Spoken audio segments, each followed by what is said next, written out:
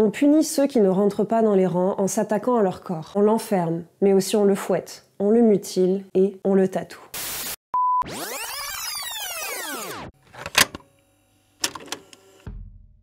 Si vous avez déjà regardé des tatou-séries, donc les épisodes de cette chaîne YouTube où on parle des pratiques du tatouage à travers les cultures, vous aurez sûrement remarqué que les humains se tatouent parce que c'est joli. En général, le tatouage c'est un signe identitaire, un ornement, parfois ça pouvait avoir des fins plus mystiques ou médicales, mais au final, ça a toujours eu une portée plutôt positive. Enfin toujours, non. Pas toujours, ou plutôt pas partout. En Occident, le tatouage a très longtemps une mauvaise réputation. Ça a beaucoup été un symbole de marginalité et ça peut encore être le cas selon certaines visions. Si vous êtes de ma génération, vous vous êtes sûrement déjà entendu dire que vous allez peut-être galérer à trouver du travail si vous êtes tatoué, que si vous avez des zones visibles tatouées, c'est ciao pour les carrières d'avocat, de chirurgien, voire même de serveur. Vos parents ou vos grands-parents vous ont peut-être déjà dit que ça faisait mauvais genre ou que c'était moche. C'est contre nature.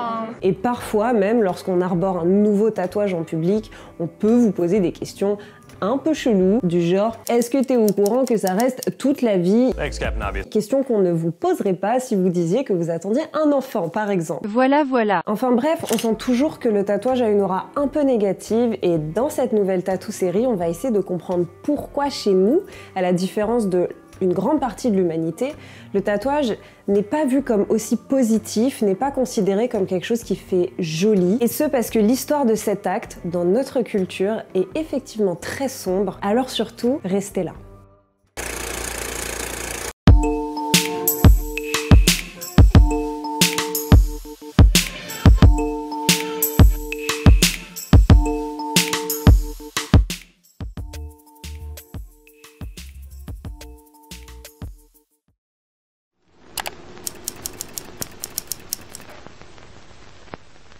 La première chose qu'il est important de dire ou de rappeler, c'est qu'on se tatoue depuis le néolithique au moins, et ce partout sur la planète. Il y a un mythe qui dit que le tatouage vient des peuples des îles de Polynésie, que le capitaine Cook aurait rencontré au XVIIIe siècle au cours de sa grande exploration du Pacifique, mais c'est une idée reçue et c'est totalement faux. Vous pourriez aussi entendre une autre version qui dit que cette rencontre avec des peuples tatoués du Pacifique aurait permis une renaissance du tatouage en Europe, parce que cette pratique aurait été mise de côté ou oubliée depuis les débuts du christianisme, mais c'est encore faux.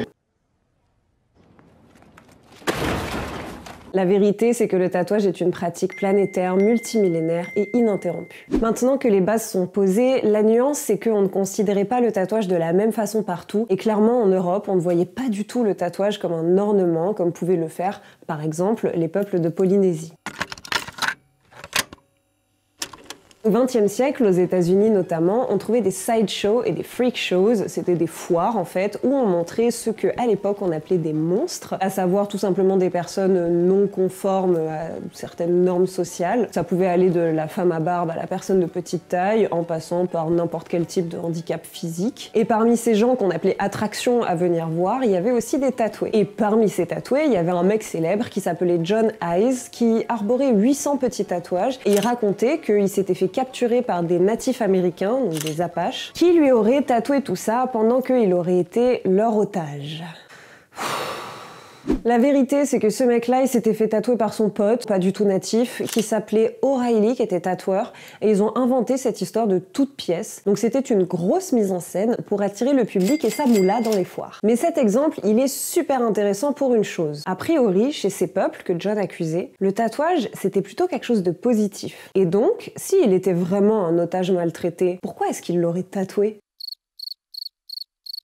En fait, ce que cette histoire elle met en lumière, c'est pas tant la méconnaissance des autres cultures ou l'avarice de ces mecs-là, mais plutôt leur manière de concevoir le tatouage. Pour eux, c'était un châtiment qu'on infligeait à quelqu'un, c'était une punition. Et d'ailleurs, c'est une conception qu'on retrouve sous plusieurs aspects au fil de notre histoire. Au 19e siècle, il y avait un gars qui s'appelait Lombroso, qui a fait un manuel d'identification des criminels pour pouvoir les reconnaître au premier coup d'œil. Donc comme un gros réac aujourd'hui qui dit qu'un délinquant, ça porte des jogging Lacoste et des TN, selon ce manuel, un gars tatoué, c'était un futur délinquant, c'était suspect, et une meuf tatouée, elle allait forcément finir à faire le trottoir ou alors ils étaient déjà criminels ou elles faisaient déjà le trottoir. Et parmi les gens qui avaient cette mentalité-là, pendant cette époque-là, on disait que les tatoués, en fait, ils étaient pas tout à fait humains parce qu'ils ressentaient pas la douleur et donc qu'ils étaient plus proches d'un animal que d'une personne civilisée. C'est une époque où on associait le tatouage donc aux criminels, aux prostituées et évidemment au peuple autochtone du monde qu'on appelait à l'époque des sauvages, donc des êtres humains qu'on ne considérait même pas comme civilisés. Et même si on remonte à notre patrimoine culturel beaucoup plus récent, ce genre de considération du tatouage finalement est toujours là. Dans un livre qui s'appelle La colonie pénitentiaire d'un auteur très célèbre qui s'appelle Franz Kafka, les condamnés se font tatouer dans le dos l'article de loi qu'ils ont enfreint. Et même dans Harry Potter et l'Ordre du Phénix, la punition de Harry pendant sa retenue avec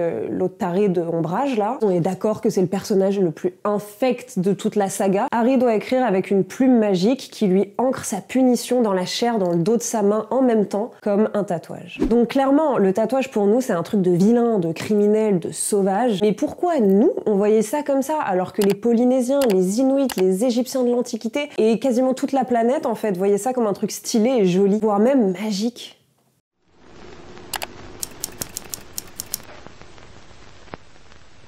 Dans notre culture occidentale, on punit ceux qui ne rentrent pas dans les rangs en s'attaquant à leur corps. On l'enferme, mais aussi on le fouette, on le mutile et on le tatoue. Et oui, dans notre histoire, se faire tatouer, c'était un vrai châtiment. D'ailleurs, en France, c'était même une peine imposée par la loi, qu'à une époque, on pouvait appeler flétrissure ou encore fleur de lissage. Et ça consistait à tatouer premier degré une fleur de lys sur des gens qu'on considérait comme pas dignes d'être considérés comme des gens. En 1742, il y a même eu un code très précis avec des lettres à tatouer en fonction de pourquoi ces individus étaient amenés à subir ce marquage.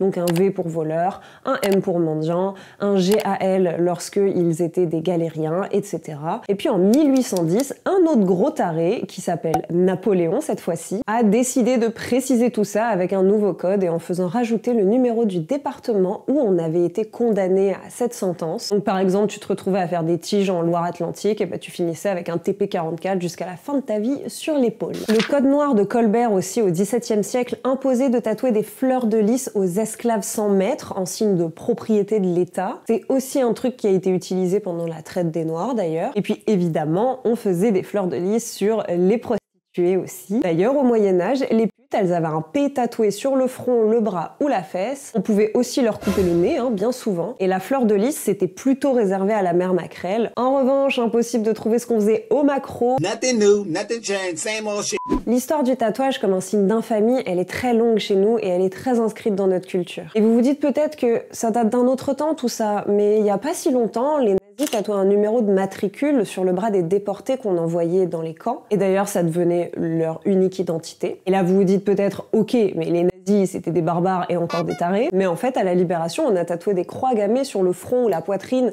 des meufs qui avaient fricoté avec des nazis, en plus de leur raser la tête. Donc en clair, c'est vraiment très inscrit dans notre culture que le tatouage, c'est un truc qui sert à punir et à stigmatiser. Enfin, je dis notre culture, mais à vrai dire, on trouvait aussi ça au Japon pendant l'ère Edo. Là-bas aussi, le tatouage, c'était une punition officielle, et là-bas aussi, les prostituées étaient tatouées. En revanche, elles s'en servaient plutôt pour montrer qui elles étaient aux potentiels clients et les attirer. Du coup, sur ce point-là, c'est difficilement comparable. Et puis même, de toute façon, tout le rapport à la prostitution en Asie, c'est un sujet à part entière. Mais le point commun important, c'est donc qu'au Japon, comme chez nous, le tatouage est devenu un stigmate de criminel, que ce soit pour les yakuza comme pour les prisonniers occidentaux. Et finalement, ces criminels se sont mis à utiliser eux-mêmes cette pratique de leur propre volonté en y attribuant un nouveau sens et un nouveau pouvoir. Comme si ces classes sociales qu'on avait marginalisées ainsi, s'étaient réappropriées ce qu'on leur avait imposé.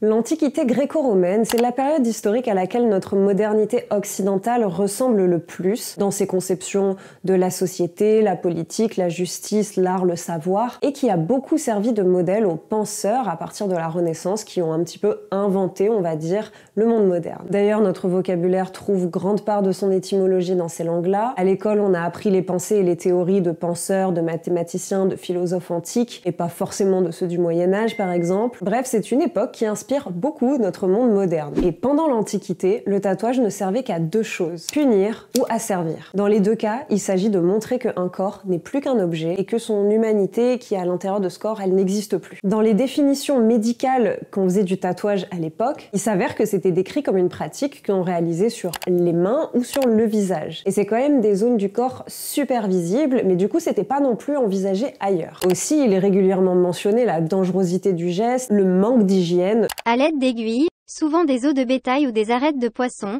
trempées dans de l'encre habituellement bleue mélangée à de la bile de bœuf, la peau est piquée en suivant la marque. Ça saigne de ouf. Ce qui contribuait à sa valeur en tant que punition. Les Grecs et les Romains ayant ce prisme, du coup ils pouvaient pas concevoir que le tatouage pouvait exister d'une autre manière, avec une autre signification, réalisé dans d'autres conditions, sur d'autres zones du corps et avec d'autres intentions. En fait, ils pouvaient pas comprendre les autres pratiques du tatouage, parce que oui, ils ont pourtant vu d'autres pratiques du tatouage que les leurs. À ce moment-là, sur la planète, on se tatouait dans les Balkans en signe de richesse ou de beauté, on se tatouait selon certains rites funéraires égyptiens, ou alors à des fins mystiques, médicales, on se tatouait chez les Bretons, les Celtes, les Germains, les Britanniques et j'en passe, on se tatouait partout, mais plutôt à des fins positives. Et les Gréco-Romains, quand ils ont documenté tout ça dans leurs écrits, qui fondent donc beaucoup de nos connaissances, ils ont écrit un peu n'importe quoi. Enfin, en tout cas, ils ont écrit en fonction de leur prisme selon lequel le tatouage était un signe de punition sociale ou d'asservissement, de barbarie, de criminalité, tout ça. Et comme beaucoup de ceux qui composent notre culture moderne occidentale est héritée de ce qu'on pensait et ont théorisé plein de gars de cette époque, cette vision du tatouage comme un signe d'infamie est parvenue jusqu'à nous et est restée bien plus importante qu'une autre vision. Et puis après tout ça, il y a eu le christianisme, enfin les monothéismes en général, qui condamnaient le fait de modifier son apparence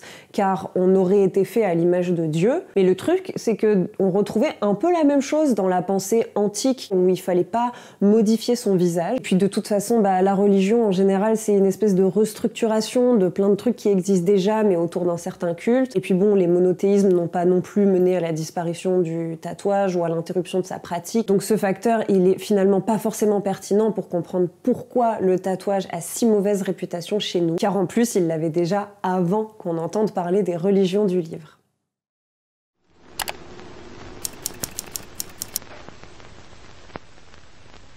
Dans notre culture, notre corps représente notre identité. C'est-à-dire que ce qu'on incarne physiquement, ça représente qui on est. Et en plus, dans notre conception du monde, l'image, elle est très persuasive. C'est-à-dire que si on voit un truc, pour nous, c'est réel. Et vous avez d'ailleurs sûrement déjà entendu plein de gens dire « je ne crois que ce que je vois », bien que cette expression ne soit clairement pas un gage d'intelligence. La courbure de la Terre devrait nous bloquer la vue. Et pourtant alors, pourquoi peut-on voir aussi loin? Et donc, changer un corps, c'est changer une identité. D'autant plus quand ce changement est un tatouage perceptible par tout le monde. Le monde va nous percevoir autrement, et comme notre identité est façonnée par la manière dont les autres nous perçoivent, finalement, notre apparence, elle a beaucoup d'impact. C'est une manière très simple d'expliquer le consensus, mais je vous renverrai vers une source pour aller plus loin sur ce point en fin de vidéo. Mais en tout cas, notre corps étant notre seul moyen d'exister au monde, s'attaquer au corps, c'est clairement s'attaquer à l'individu lui-même. Les tatouages qu'on pouvait faire, qui étaient comparables à du marquage de bétail, réduisaient l'humain au statut d'objet et lui faisait perdre son humanité en clair. Du fait de notre rapport au corps, ce corps a toujours été la cible du pouvoir disciplinaire. Les prisons, les camps de concentration ou même les camps de soldats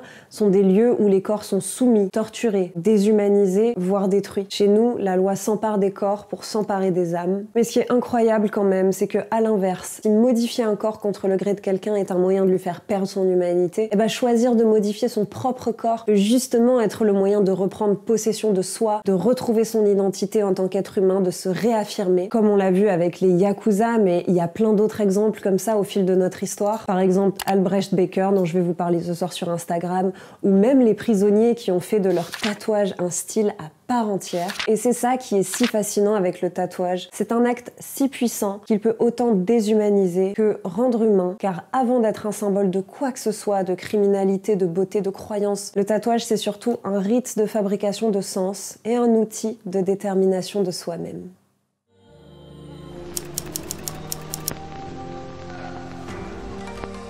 Pour mieux comprendre notre rapport à notre corps, je vous mets en lien dans la barre d'infos une conférence qu'on a menée avec Manon de la chaîne C'est une autre histoire pour le festival Science en vue de la Sorbonne en septembre dernier, où j'ai pu bien expliciter cette histoire de rapport au corps. La vidéo, elle fait 2 heures et nous, on passe vers la fin parce que c'est plusieurs conférences.